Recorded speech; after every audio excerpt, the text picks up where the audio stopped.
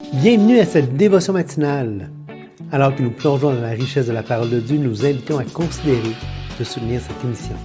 Votre générosité est essentielle pour nous aider à développer différentes ressources de formation pour apprendre et grandir comme disciples de Jésus. Merci d'être une bénédiction pour ce ministère. Que Dieu vous garde. Bonjour tout le monde et bienvenue à cette éblouissante dévotion matinale. Oui, parce que le soleil, on a le soleil dans les yeux ce matin. En fait, il y a juste toi qui as le soleil dans les yeux. Moi, je suis correct. Moi, je suis éblouissant. Non, mais t'as-toi un peu par là? Ah non, c'est dans l'autre sens. Bon, voilà. C'est... Bonjour tout le monde! Non, mais tu te tiens souvent comme ça change rien. Hey!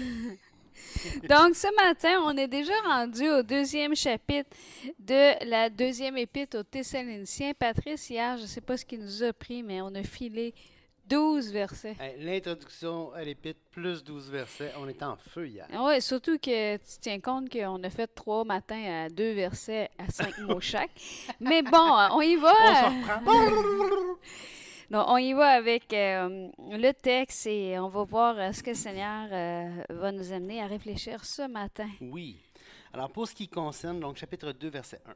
Pour ce qui concerne l'avènement de notre Seigneur Jésus-Christ et notre réunion avec lui, nous vous prions, frères, de ne pas vous laisser facilement ébranler dans votre bon sens et de ne pas vous laisser troubler, soit par quelque inspiration, soit par une parole ou par une lettre qui semblerait venir de nous, comme si le jour du Seigneur était déjà là. Que personne ne vous séduise d'aucune manière, car il faut que l'apostasie soit arrivée auparavant, et qu'on ait vu paraître l'homme impie, le fils de la perdition. L'adversaire qui s'élève au-dessus de tout ce qu'on appelle Dieu ou de ce qu'on adore, il va jusqu'à s'asseoir dans le temple de Dieu, se proclamant lui-même Dieu. Ne vous souvenez-vous pas que je vous disais ces choses lorsque j'étais encore chez vous? Et maintenant, vous savez ce qui le retient, afin qu'il ne paraisse qu'en son temps, car le mystère de l'iniquité agit déjà. Il faut seulement que celui qui le retient encore ait disparu. Et alors paraîtra l'impie que le Seigneur Jésus détruira par le souffle de sa bouche et qu'il écrasera par l'éclat de son avènement. L'apparition de cet impie se fera avec la puissance de Satan, avec toutes sortes de miracles, des signes, des prodiges mensongers, et avec toutes les séductions de l'iniquité, pour ceux qui périssent parce qu'ils n'ont pas reçu l'amour de la vérité pour être sauvés. Aussi, Dieu leur envoie-t-il une puissance d'égarement pour qu'ils croient au mensonge, afin que tous ceux qui n'ont pas cru à la vérité, mais qui ont pris plaisir à l'injustice, soient condamnés. Donc, avec ces 12 versets-là, Julie, on a beaucoup réfléchi ce matin. Oui, tout à fait. Et c'est sûr qu'on n'est pas dans un cours d'eschatologie. Oui, c'est ça. Et donc, on pourrait prendre le temps de faire un cours d'eschatologie qui serait très intéressant. Mais on se rappelle que notre objectif ici, ce sont des dévotions matinales. Donc, Oui. je pense quand même qu'il y a beaucoup de choses à aller chercher au niveau de dévotion matinale. Mais une dévotion par définition, c'est quelque chose de léger, c'est quelque chose où on s'édifie, on cherche à aller de l'avant, à marcher, à réfléchir avec Dieu pour que notre marche ait un impact positif. Et donc, c'est pas je pense que Julie et moi, ça ne me tente pas de rentrer dans tout l'aspect scatologique du passage, qui serait passionnant par ailleurs, comme je l'ai dit. J'ai déjà enseigné des cours sur le sujet, mais c'est pas le temps dans une dévotion matinale de faire ça. Par contre, on peut réfléchir ensemble sur les versets qu'on va lire. Oui, il y a quand même beaucoup de choses intéressantes. Et la première chose que, Patrice, j'aimerais qu'on souligne, c'est le premier verset qui dit pour ce qui concerne l'avènement de notre Seigneur et notre réunion avec lui. C'est Oui, beau, hein? c'est très beau. C'est une réunion, notre espérance en tant que croyant que ça soit qu'on quitte ce monde par la mort ou par l'avènement du Seigneur, un ou l'autre. On va de toute façon avoir une réunion avec le Seigneur. Puis ça, c'est une espérance qui est une encre dans l'âme. Tout à fait. Et c'est intéressant aussi au verset 2, un verset qui me fait plaisir à lire. Il me fait plaisir parce que je vais vous raconter une petite anecdote. Quand j'étais adolescente, j'ai eu le privilège de pouvoir aller à l'école avec un plan, un projet éducatif évangélique. Donc, je suis allée à l'école Le Sentier et on avait plusieurs intervenants qui venaient. On avait beaucoup de choses. On étudiait la Bible. D'ailleurs, je remercie certains enseignants qui m'ont vraiment aidé à avoir une structure de compréhension de toute l'histoire de l'Ancien Testament, les livres des Chroniques, les Juges. J'ai étudié ça vraiment au niveau du secondaire. Et ça m'a donné une culture, si je pourrais dire, une compréhension de la culture juive, de l'époque, l'histoire de tous les rois, qui m'a beaucoup aidé à comprendre les Écritures. Il y a aussi le livre de Proverbes que j'ai beaucoup étudié à l'école. Mais il y avait souvent des passages qui reviennent, des passages qui sont typiques de messages le dimanche. Heureux les simples en esprit, car ils verront Dieu. Et des passages qui parfois sont amenés pour dire, ben regarde, c'est pas grave si tu n'as pas beaucoup de capacité à réfléchir, parce que c'est ça que le Seigneur aime. Et moi, ado, ça me chicotait. Puis un jour, il y a un invité qui est venu et qui a dit de ne pas accrocher son cerveau sur un support parce qu'on est devenu chrétien. Que la foi n'était pas à l'encontre de la compréhension intelligente. Et oui, je sais, c'était toi à ce moment-là, mais on n'avait rien d'un couple à ce moment-là. Tu étais simplement un invité. Un invité qui passait par là ce jour-là. J'avais été invité gracieusement à venir partager dans les classes et il y avait eu un groupe et là, c'est là que j'avais dit ça. C'était-tu une seule classe ou c'était... Non, c'était dans le gymnase. Dans le gymnase, hein? Et justement, j'avais partagé l'idée qu'en tant que croyant, on n'avait pas accroché notre cerveau sur un cintre. Ouais, et ça m'a toujours rappelé et ça m'a toujours marqué en me disant, oui, c'est vrai que le Seigneur vient pallier à nos faiblesses, mais il ne nous demande pas de mettre nos forces à off. Ça, c'est pas biblique. Okay? Au contraire, si tu as des talents, développe-la. C'est ce que la Bible enseigne. Et vous savez, et ici, on a, je ne veux pas dire vous savez, on oublie ce que je viens de dire. Ici, on a un exemple. Quand Paul va leur dire, frères, nous vous prions, frères, de ne pas vous laisser facilement ébranler dans votre bon sens. Il est en train de leur dire, hey les gars, vous avez une capacité de réfléchir. Exactement. Vous avez, laissez-vous pas ébranler. Vous laissez pas troubler.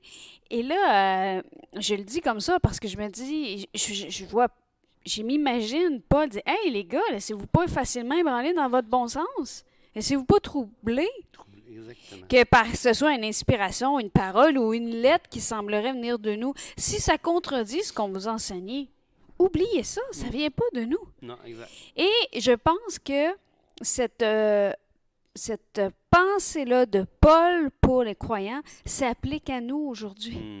Ça me fait penser, Patrice, tu disais, les Béréens étaient considérés plus nobles que les Thessaloniciens parce qu'ils ne recevaient pas tout comme... Ils recevaient non seulement la parole du Seigneur, mais avant de l'absorber, si tu veux. De se l'approprier. De se l'approprier, merci. Ils vérifiaient chaque jour dans les Écritures. Ouais. Et là, laissons-nous pas ébranler dans notre bon sens. Laissons-nous pas troubler par une inspiration, par une parole ou par une lettre. Bon, c'est sûr qu'aujourd'hui, on pourrait adapter. Ne vous laissez pas troubler, soit par un podcast, soit par un enseignement, soit par une vision ou une politique qui semblerait venir de nous, qui semblerait venir de la foi, qui semblerait comme si le jour du Seigneur était là. Exactement. Et je pense... Excuse-moi, j'étais un peu partie. Hein? Non, mais c'est bien correct. Non, j'aime ça quand tu te remplis de fougue comme ça. Oui, un peu trop, là. Vas-y, c'est à ton tour. Non, mais, tu sais, c'est un appel à la réflexion, c'est un appel au jugement critique quand même. Et la foi, tu sais, on n'est pas dans... tu sais, je sais pas, je suis sûr qu'à la télévision, vous avez déjà vu ça, ou dans certains milieux, tu sais, si quelqu'un dans la salle est incrédule ou manque de foi, l'esprit apparaîtra pas, ou il n'y aura pas de miracle. Non, Dieu agit indépendamment de l'incrédulité des gens qui pouvaient être là. Plein de gens étaient incrédules du temps de Jésus. Il y avait les pharisiens qui étaient là, il y avait plein de monde qui était là. Il allait faire des miracles pareils. L'homme, le paralytique, hein, quand les gars sont passés par le toit pour descendre le lit avec le paralytique dessus, Jésus était dans une pièce remplie de gens qui étaient incrédules. Et pourtant, il a agi. T'sais. Alors, le jugement critique, et le point que je veux faire, c'est que le jugement critique, l'observation, Jean va dire, juger si tel esprit du Seigneur ou pas du Seigneur, il faut avoir exercé ce jugement critique. Et Paul va encourager les Thessaloniciens justement à utiliser, comme tu dis, leur tête. Leur esprit, leur capacité de réflexion que Dieu a donnée à l'être humain pour évaluer les choses. Et parce que... Et je veux juste... Je peux-tu... Oui, vas-y. Et d'évaluer, mais en fonction de la parole. Oui. Il va continuer au verset 3 en disant « Que personne ne vous séduise d'aucune manière. » Puis là, il va remettre les pendules à l'heure, c'est-à-dire qu'il va donner les données qu'il aura déjà données. Hein, on dit au verset 5, « Ne vous souvenez-vous pas que je vous disais ces choses lorsque j'étais encore chez vous? » Donc, il est en train de leur dire, « OK, utilise ton bon sens, Ouais. Laisse-toi pas troubler par quoi que ce soit, laisse-toi pas séduire, mais reviens à la parole. » Oui, simplement. C'est parce que dans le fond, c'est Paul dit aux Thessaloniciens de faire comme les Béréens, de retourner à la parole, du moins de retourner à ce que lui, inspiré par le Saint-Esprit, leur avait enseigné. Oui, et pour nous, c'est bien qu'il leur ait rappelé ces choses, puisque ça nous permet de les avoir écrits. Exactement, tu sais. Et donc, dans tout le contexte de Paul aux Thessaloniciens, on comprend bien que ça fait pas longtemps que Paul est passé par là, qu'il leur avait enseigné, mais subitement, déjà, il avait peut-être reçu des lettres écrites supposément par Paul, mais qui n'étaient pas de Paul. Donc déjà des gens qui usurpaient l'identité de Paul pour véhiculer des fausses doctrines. Et donc, il faut comprendre que Paul contrevient à ça parce que les Thessaloniciens doivent avoir cette espérance qu'il avait mentionné déjà dans la première épître. On a vu combien de fois il parle de l'avènement du Seigneur. Mais c'est en espérance parce qu'évidemment, comme on dit tout à l'heure, si quelqu'un meurt avant l'avènement du Seigneur, mais il est mort, mais comme dit 2 Corinthiens 5:8, hein, il dit, nous avons cette confiance qu'être absent du corps, on est présent avec le Seigneur. Donc, c'est pas parce qu'on est absent du corps. Et comment peut-on être absent du corps, sinon qu'il y ait cet aspect, cet aspect spirituel dans l'homme qui est séparé de l'aspect physique. Hein, on voit bien que cette idée que le corps, que l'être humain n'est juste qu'une Physique. N'est juste que physique, n'est juste qu'une pièce de viande, ça n'a pas sa place dans l'Écriture. Ça n'a pas sa place dans l'Écriture. Tu sais. L'être humain, il est corps, âme et esprit, on l'a vu dans 1 Thessaloniciens. Et mourir, on est avec le Seigneur. Évidemment, il y a une génération qui va être choyée, ne verra pas la mort, va être réunie. On parle de la réunion avec le Seigneur au verset 1, 2:1.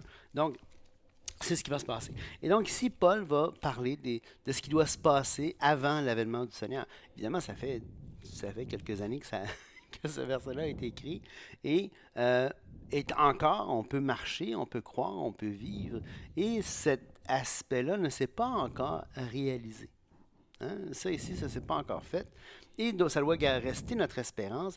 Et on ne doit pas se laisser séduire d'un côté comme de l'autre. C'est-à-dire, on ne doit pas penser que, écoute, comme les Thessaloniciens, c'est déjà arrivé, puis on a juste manqué le bateau.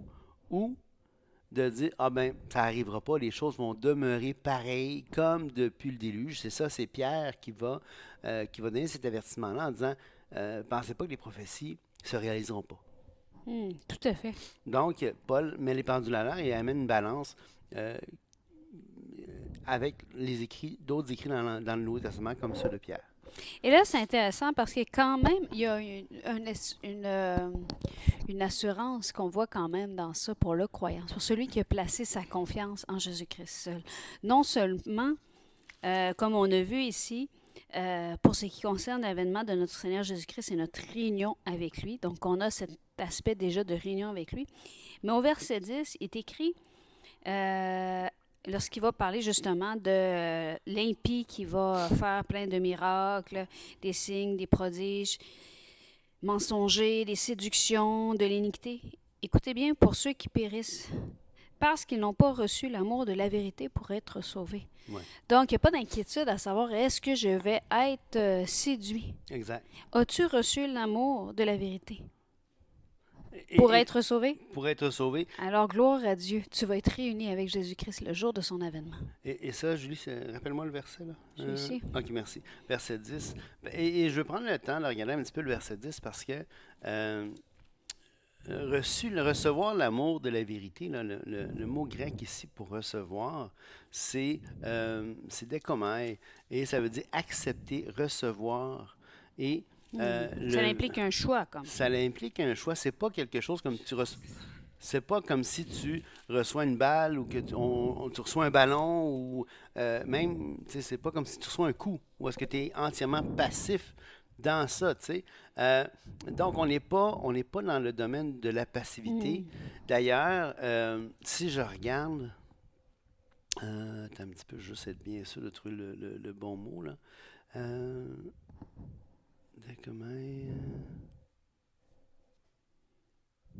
Oui, c'est ça. Alors, c'est un verbe et le verbe, il est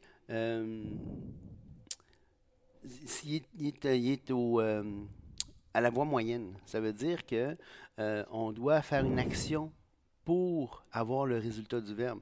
Donc, je dois participer activement à accepter la vérité, l'amour de la vérité. Donc, j'ai des choix à faire.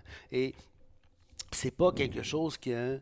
Et ça, c'est une vie qui se consacre à la vérité, à poursuivre la vérité, quelle qu'en soit l'issue.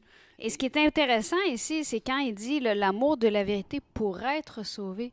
Ça me fait penser à je suis le chemin, la vérité et la vie. Exactement. Ah oui, c'est ça. C'est Christ qu'on a reçoit comme étant la vérité et pour être sauvé. Oui, d'ailleurs, c'est intéressant parce qu'effectivement, c'est Thessaloniens, c'est la vérité avec un article bien défini. Là. C'est pas n'importe quoi, n'importe quelle. C'est pas une vérité, mais c'est la vérité. Et ce qui est intéressant, au verset 22 de 1 Corinthiens au chapitre 16, il est écrit « Si quelqu'un n'aime pas le Seigneur, qu'il soit anathème ». Et c'est Paul qui va faire ça comme salutation à la fin de son épître. Et on a un peu cette idée-là ici, là. C'est que celui qui n'a pas reçu l'amour de la vérité pour être sauvé, qui a choisi de ne pas aimer le Seigneur, de ne pas placer sa confiance en Jésus-Christ, bien, il va avoir les conséquences de ses choix à ce moment-là où est-ce que l'impie va se lever. Aussi, Dieu leur envoie-t-il une puissance d'égarement à qui? À ceux qui n'ont pas reçu. Oui. C'est le même principe que dans Romains chapitre 1 où ceux qui retiennent la vérité captive, hein, Dieu leur envoie une puissance d'égarement. C'est ça, pour qu'ils croient au mensonge, Ouais. afin que tous ceux qui n'ont pas cru à la vérité, donc il y avait l'option de croire à la vérité, mais ils n'ont pas cru à la vérité, donc ils décident de croire au mensonge, ils ont une puissance d'égarement. Et c'est pas Dieu qui fait qu'ils ne reçoivent pas la vérité. Dieu, en réponse à leur refus d'accepter la vérité, il leur envoie une puissance d'égarement. C'est pas le contraire, là. C'est pas Oui, la charrue avant les bœufs. parce qu'il est vraiment écrit afin que tous ceux qui n'ont pas cru à la vérité, mais qui ont pris plaisir à l'injustice, soient condamnés. Donc, on voit qu'il y a une action qu'ils ont faite. Ils ont non seulement, ils n'ont pas cru à la vérité, mais quand tu crois pas à la vérité, ben tu te complais nécessairement dans l'injustice aussi. Ouais, exactement. Sur ce, je pense que ce qu'on peut retenir de ce passage-là ce matin, c'est 3 choses. La première chose, c'est qu'on a une espérance que l'avènement de notre Seigneur Jésus-Christ, on va être réunis avec lui. La deuxième chose, c'est que le Seigneur nous a donné une capacité de réfléchir pour ne pas être troublé, pour ne pas être séduit par quoi que ce soit.